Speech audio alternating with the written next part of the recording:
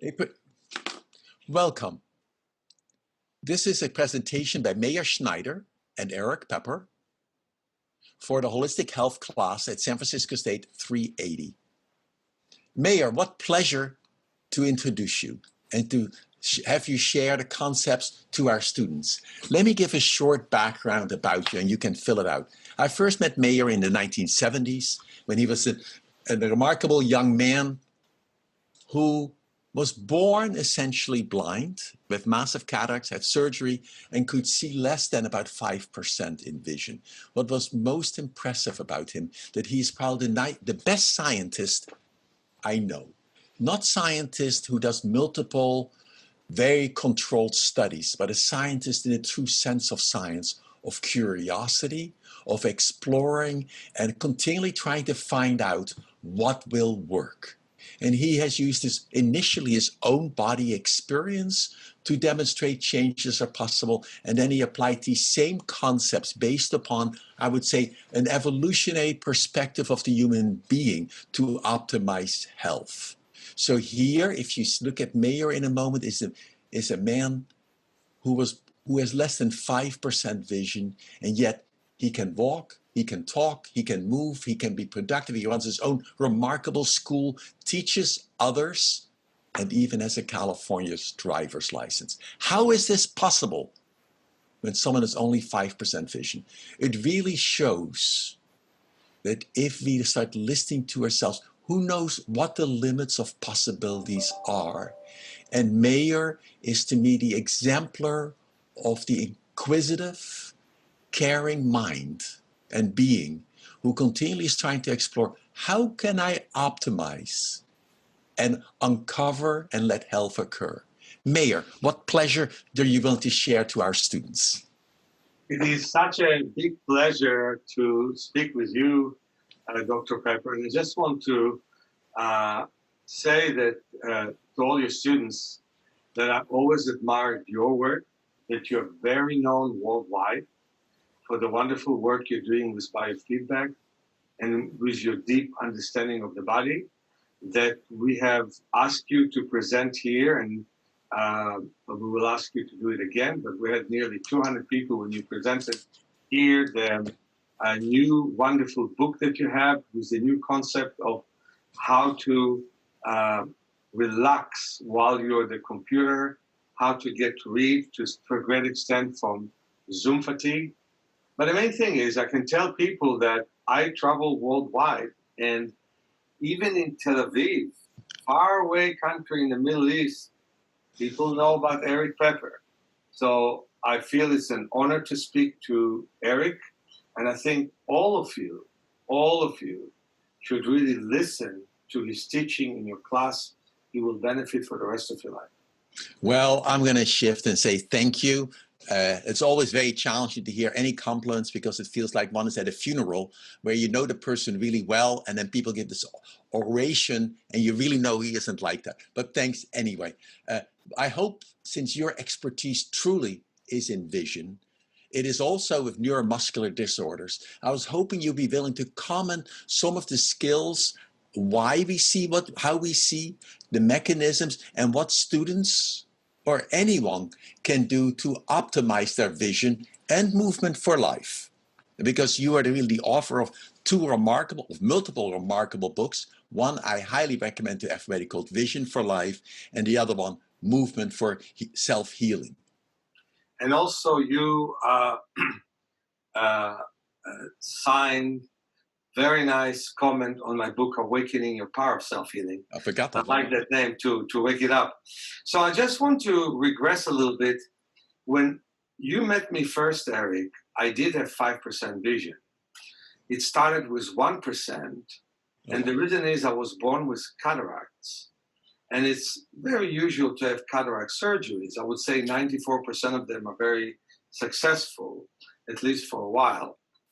And your lens is being taken away and they put an implant instead of your lens, which is another form of optics. But then what happened is that that my surgeries caused me a scar tissue. 99% of my lens became scar tissue, and only basically 0.75% allowed the light to go through. So you could say that physically it was hard for me to see well, but more than that, and I can cite the example of my kids, the surgeries were done too late. In the case of my kids, they were done at the age of 2 and 3 weeks, because medical science found that the best time to remove the lens is in infancy. And that is before the brain developed the whole idea of seeing.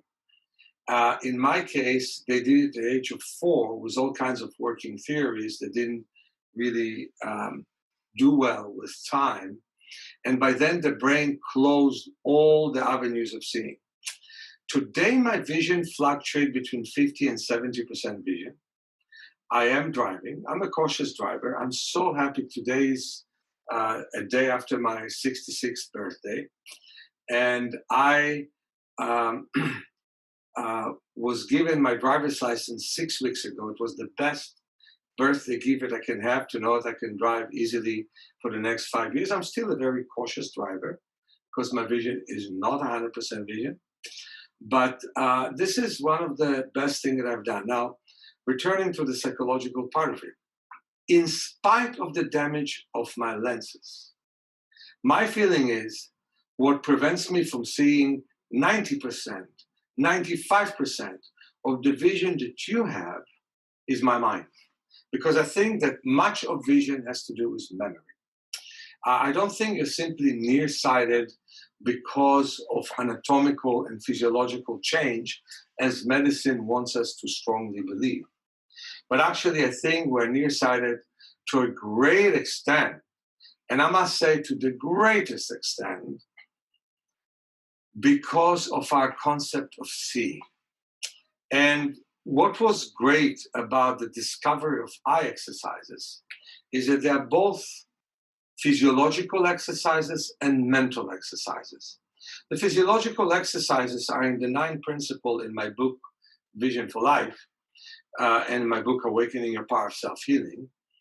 And basically they are that you relax the eyes, that you learn to adapt to the strong sunlight instead of escape it, so your pupils will be strong, that you will look at details and not stop looking at them, that you will look at the distance, that you will expand your peripheral vision, that you will create balance use between the 2 eyes, because often there isn't, that you will create balance use within each eye, that you will create better contact between your body and your eyes. We use trampoline for that to a great extent. And that you will bring more blood flow to your visual system. But some of the exercises that we use, beside the physicality of change, are mental exercises. And they're within the physical exercises. For example, we're all afraid from the sun because of the scare of the medical profession, which, by the way, in my opinion, with more research, I found it to be baseless. And I understand that probably the powers to be in this state and in this university don't agree with me. So I just want to say that Dr. Peper has nothing to do with my viewpoint, but I want to express my viewpoint. I think that that assertion is baseless, but I think that our sun sensitivity comes from being indoors a lot, from sunglasses. I'm all for cap. So just like you sit in shade from trees, you can also wear a cap. But preventing us from the natural sunlight is very destructive for our retina. At the same time, I just want to finish the psychological part of it. If you want to adjust to the sun after you were told 1,000,000 times how bad it is, it takes relaxation. We do the exercise of moving the head from side to side with the eyes closed, and I've done it, I don't know how many times with your classes when they were on campus, and people loved it. But the point is, it is to relax, to absorb, to accept, to love. And it's the same thing when we do the opposite exercise, which is called palming, when we put the hands around the eye orbits. It is to learn to relax, to not be irritated, to be patient, to like that exercise. And one other thing, psychological, before I move on, is to accept step-by-step improving with your vision. As many people are saying, will that fix my vision the way that glasses fix my vision? Normally it doesn't. In fact, in almost 999 cases to 1, it doesn't improve your vision immediately. Sometimes it does, but in rare cases. Normally, the improvement is incremental. So the psychological space of improving incrementally is such an important thing for us.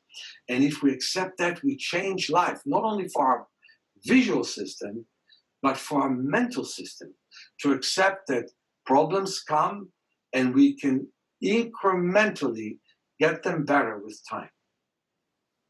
Meir, I totally agree. And the question I want to say is that basically when I look at your perspective of what is healthy for the eyes or for the human being, because eyes and body are not disconnected, they are part of the same, it's really looking back and saying how did we live as a hunter and gatherer in a way, because at that point I went outside, I was outside, I had bright light, darkness, at night, total darkness during the day. I had to look at the far distance, then I looked nearby. I needed to be aware of the periphery, because otherwise, if I wasn't, I would be lunch for a carnivore or some other predator. And so that to me, what you're really saying is look at your life as you're living now. How far are you away in your visual behavior and motor behavior from your environmental background in that sense? It's a very, very good question. You know, right now people are looking at me on their computers because we cannot have classes in person. Well, think about the strain that your eyes are having looking at a computer. For example, look away, look out of the window, open the window for 1 minute. Breathe deeply and wave your hands to the side when you look out of that window. So I'm going to give you the time. I'm going to really measure a minute for that. And just look away for 1 minute at the distance. And breathe deeply while waving your hands so you also know the periphery exists. Because as you looked at the computer or at your phone, your periphery took a backseat ride. And pretty soon your mind blocked your periphery. And as you looked from near, you also did not look at the distance where the lens is really resting. So please do that. We just have another 30 seconds left.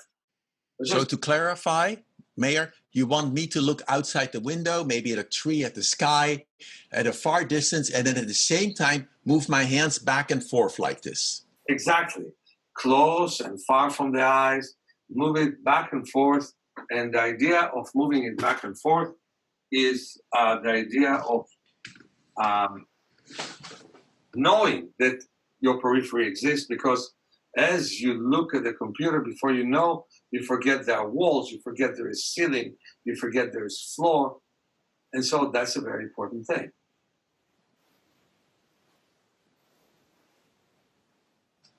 And by the way, breathing is not against the law, so please breathe.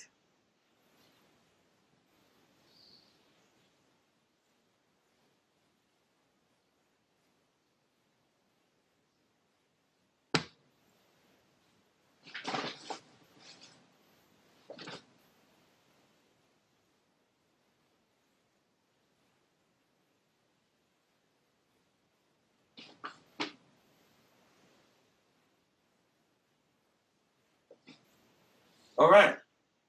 And so what I want to say is, if you want to really test yourself, if you look at your hand from the distance of your nose and then you look at a distance, you can see how hard you work to look from near.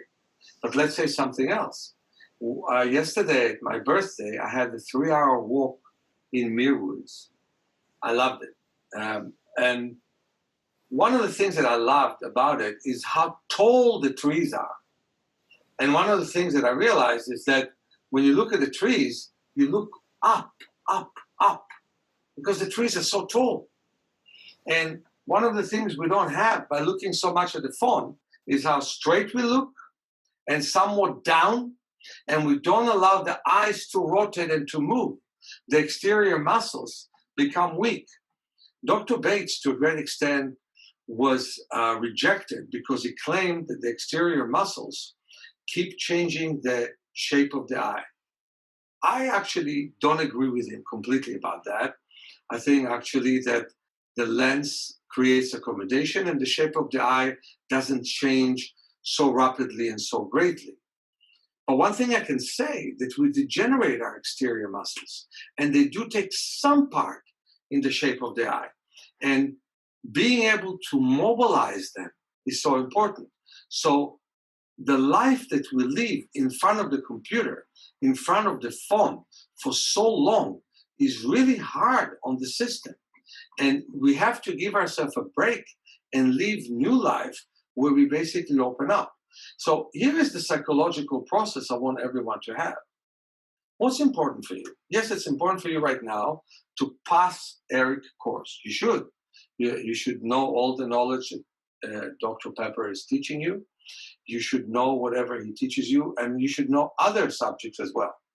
But also, you want to maintain the agility of your body. And many people have the mistake thinking that I will lift a lot of weight, I will build up some muscles, I will be buff, and I will be strong that way. You'll be sick that way, basically.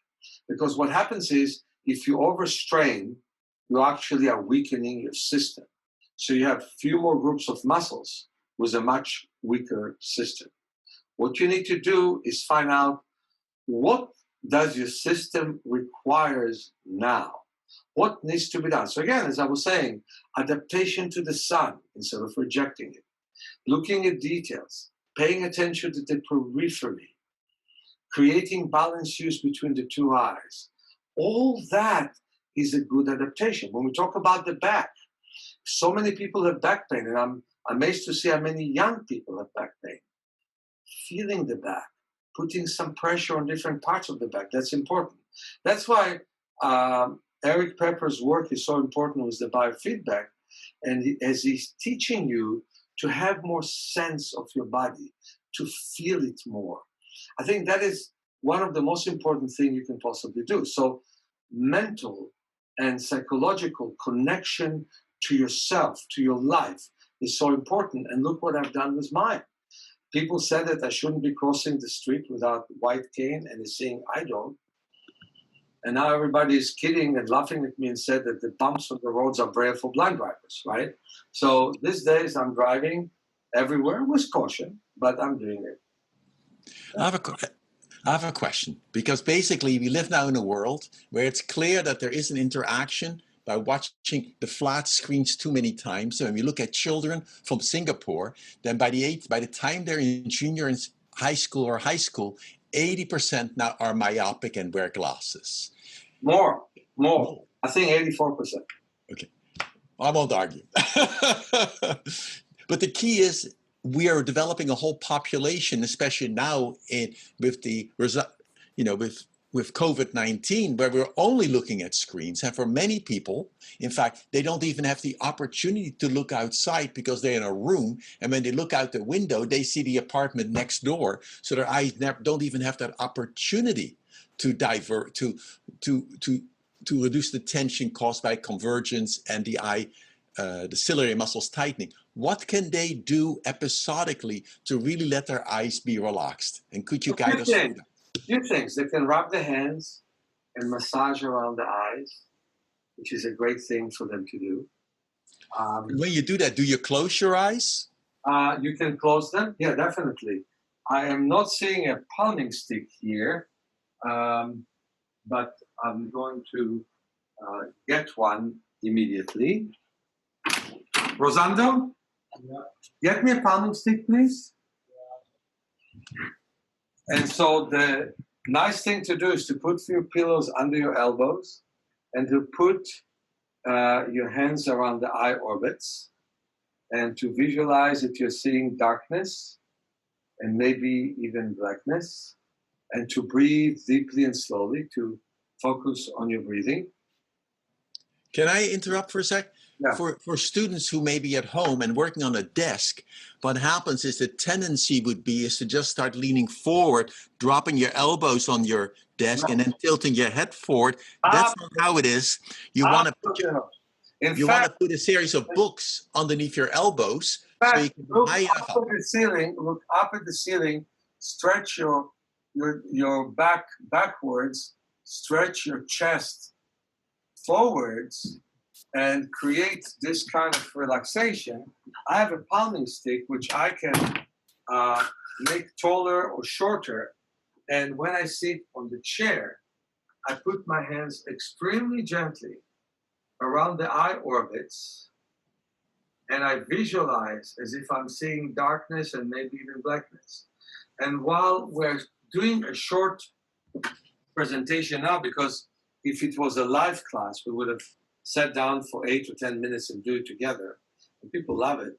I want you to do it at home. Again, you rub your hands, you look at the ceiling, and maybe you move your arms in rotating motion in both directions, and you move your arms in rotating motion opposite in both directions.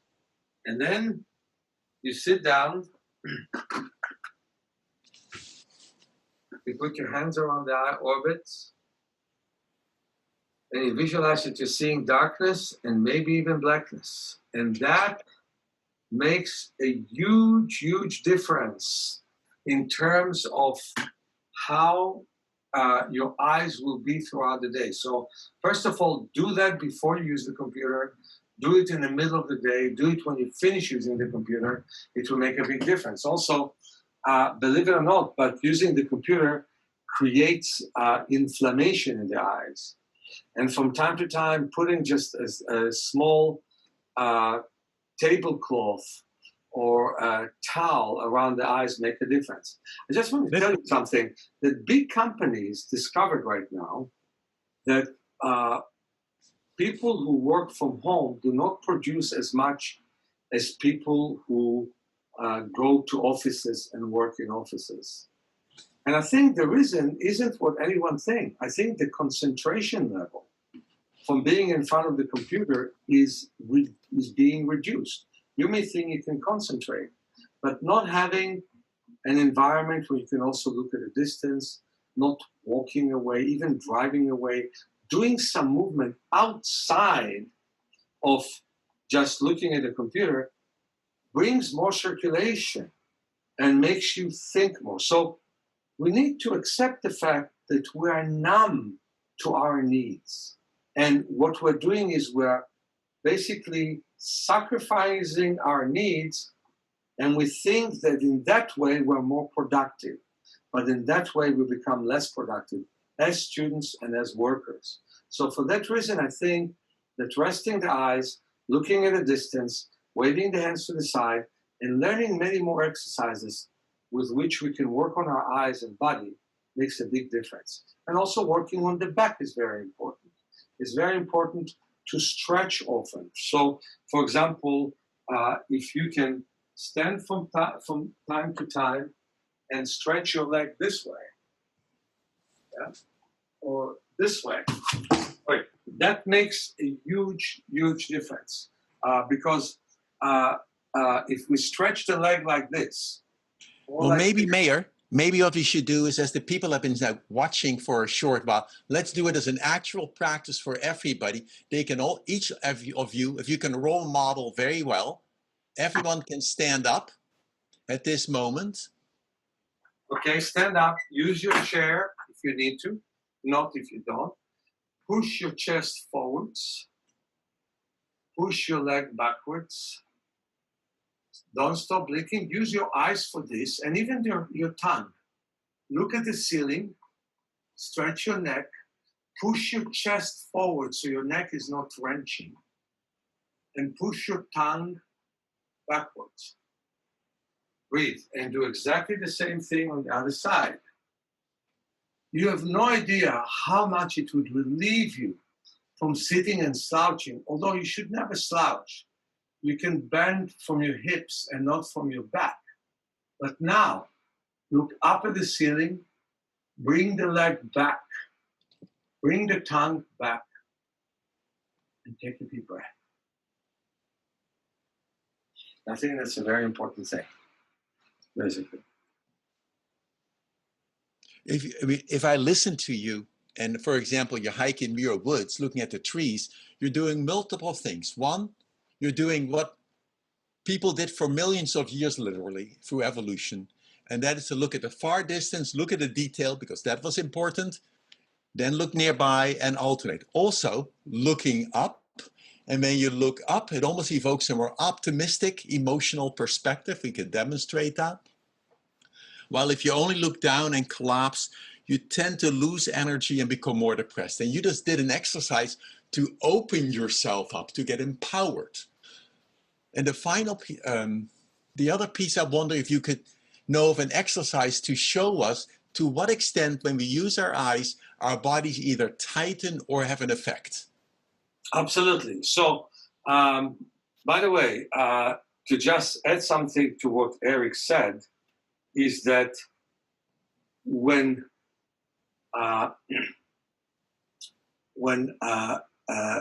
if you look at Erik, who looks about 25 years younger than his age, he's doing all this stuff, and that's why he's teaching. And I have a feeling I'll meet him in his classes 20 years from now. But anyway, what we're doing is when we look at the computer like this, and we don't have any sense of anything around us, and I can tell you for sure, sometimes I remember once standing in a coffee shop, and a lady looked at her phone, and I stood at this distance for 5 minutes until she was asked to order something, and she didn't still see me and asked, "Do you know that I'm right here?" She said, "No, I didn't notice." You think that we would be eaten by a predator in the past. We stop our periphery from working. We stop our breath. We become very tense. We should really notice those things. And therefore, when I'm talking about waving the hands to the side, I mean, you look at details. That's an important thing, looking at smaller and smaller details. But you also want to pay attention to your periphery. And you want to really rest the eyes and nurture them to a great extent. So our body contracts when we slouch. Our eyes stiffen when we slouch. Our neck, every centimeter that you move forwards is 10 times the effort of a centimeter before. So when you bend like this, it's exponentially worse than bending like this. No bending should be done. I should be able to put my phone on my head and the phone to not fall, because I have a ligament that can hold my neck up. People in ancient time, people these days in their world, they put big jugs on their heads and carry them for miles without them falling, because they learned to do it. What we need to really learn, that slouching is preventing, it's like squeezing the muscles of the neck and preventing blood from coming to the head. And I want to tell you something, Erik, if we don't take care of ourselves, we'll increase the numbers of strokes, but we also increase the number of people that have glaucoma and cataract and macular degeneration, and they'll get it in a younger age than ever before. Because right now, people who get those problems get it on our age, me in my 60s, you in your 70s, they get in our age. But I really believe very soon they'll get in the 50s, and the next generation they'll get in the 30s, and the one after that in the 20s. That's why this is so important. We need to find a way to liberate ourselves from the squeeziness of modern life. Well, Meir, if I comment to that, I mean, the data is, as you know well, the data is very clear that people who have extreme myopia have more likely get detached retinas. Definitely. And now we have a culture where almost so many of us are developing myopia, something that's really rare in hunting and gathering societies. You know that has vision. Bedouins don't have it. They see so far. People in the Amazon, natives there, don't have it. Maoris don't have it. if they lived in the wild. It was clear in rural Tibet, before they got education, they didn't have it, while in Hong Kong, 80% of them have it. So basically, the more you're educated, the more you use the computer, the more you slouch, the worse you see. Well, let me ask another question which overlaps a vision. From an evolutionary perspective, for thousands of generations, at night we lived in the dark that allowed our eyes to really regenerate and not be stimulated. And now we have light going on all the time. You want to comment both on the negative effect of light at night and what you can do about it?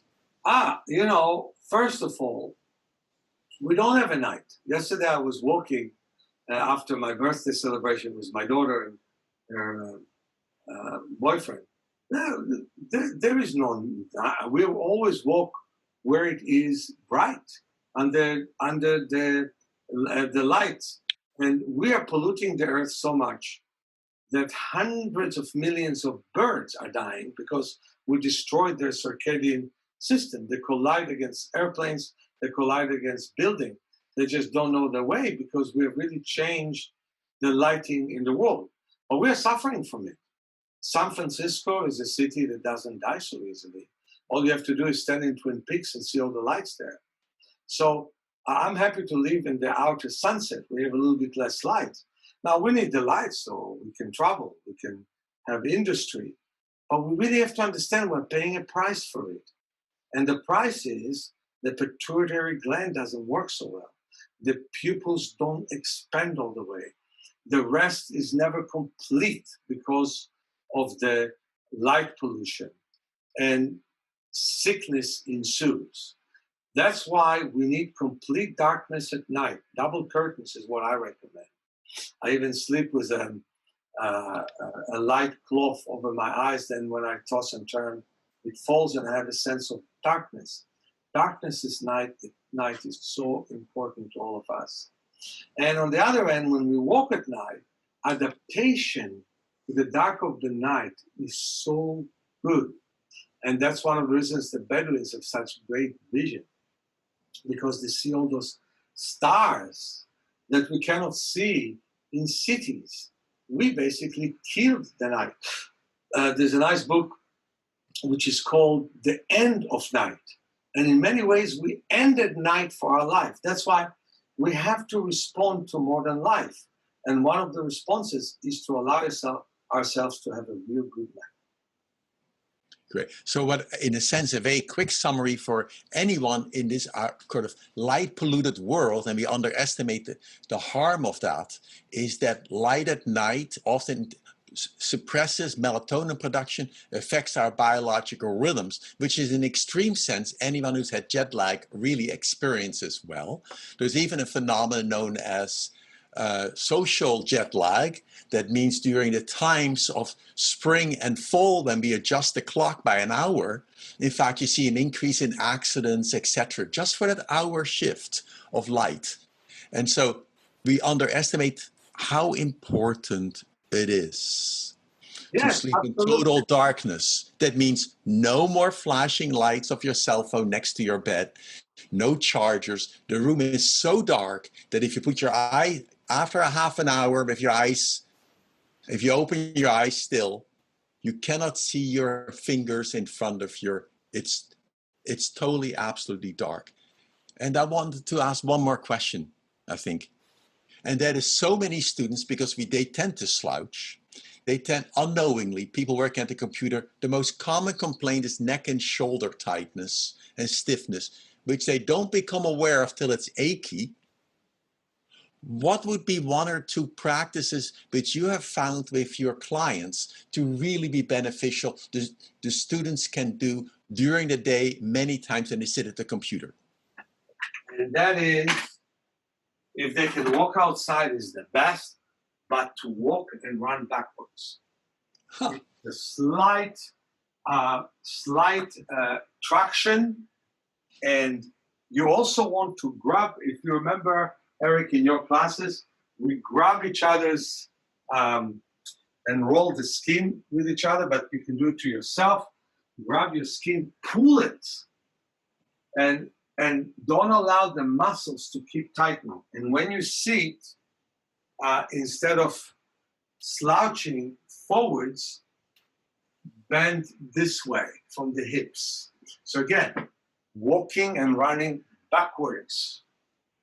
And you do it for a while. You kind of count 300-400 meters. So if you can do it around your houses, walk outside and do it. That's the best thing that you can do.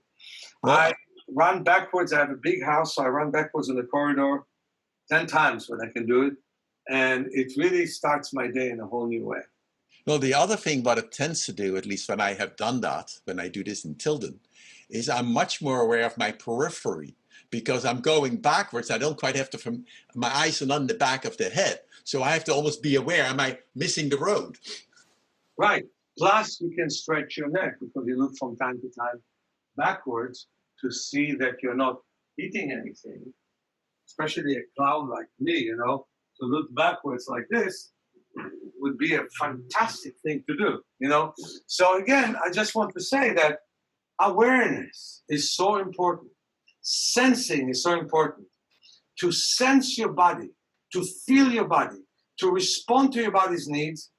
And the psychology of it is self-acceptance. And there is nothing that is more important than all the sages were talking about self-acceptance. Where you are, how you are, as long as you breathe, have fun in your life. Well, thank you so much, Meir. Let me summarize in a moment at least a few practices we can all do, everyone can do very quickly, which you have described much better in your books, but which are critical. For example, movement for self-healing, vision for life, and the newest one you have just written as well. One, well, if you work at the computer, take time out, let the eyes relax by looking at a far distance and look upward, preferably at green objects or so, and breathe. Two, get up and move, stretch your body. And we have done a couple of stretches, interlacing the fingers, going around one way and then the opposite way. Three, do palming.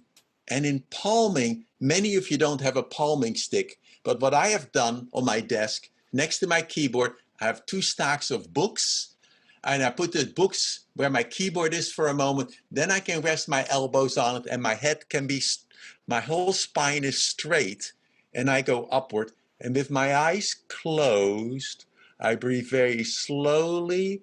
I'm aware of the sensations. I see the darkness. These are all techniques that Meir has developed, and he has shown remarkable benefits for people. There are many more coordinational practices, etc. And so I want to really thank you for sharing some of these concepts. It's only a beginning piece, and the students, I'm sure, will be looking forward to your presence in the class. And I just want to say that you have expressed much of what we're talking about in tech stress. You can probably bring people to the relaxation that they need to have in spite of the stress in technology. But one thing I want to say is that you can get rid of your glasses. You can prevent cataracts. You can prevent glaucoma. You can prevent macular degeneration. It's only a question of working on yourself in the most conscious way that you can. Being here, being now. Thank you, everybody. And the final piece of that, Meir, is what you just said. It is sometimes a very slow process. If you do a little step, and the key is to see the smallest change and feel, change is possible. Remember, when we grow as a little kid, ourselves, we don't notice the change that we are growing. But when relatives come to visit, they may notice you have gained 2 inches. And it's the same part with this.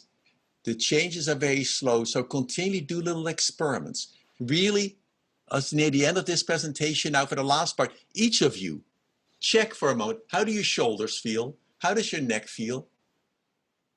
Now do one of the exercises Meir has just illustrated. Bring your hands up, interlace them. Meir, really go around. Then the opposite way. And do it with a smile and with breathing. And I'm sure that Meir would guide us through many more powerful exercises. I want to truly thank you so much for sharing some of the wisdoms with us. I feel very honored to be in your class, and I'm preparing for a huge conference I'll have with 200,000 people. So talk to you soon. Thanks. Thank you.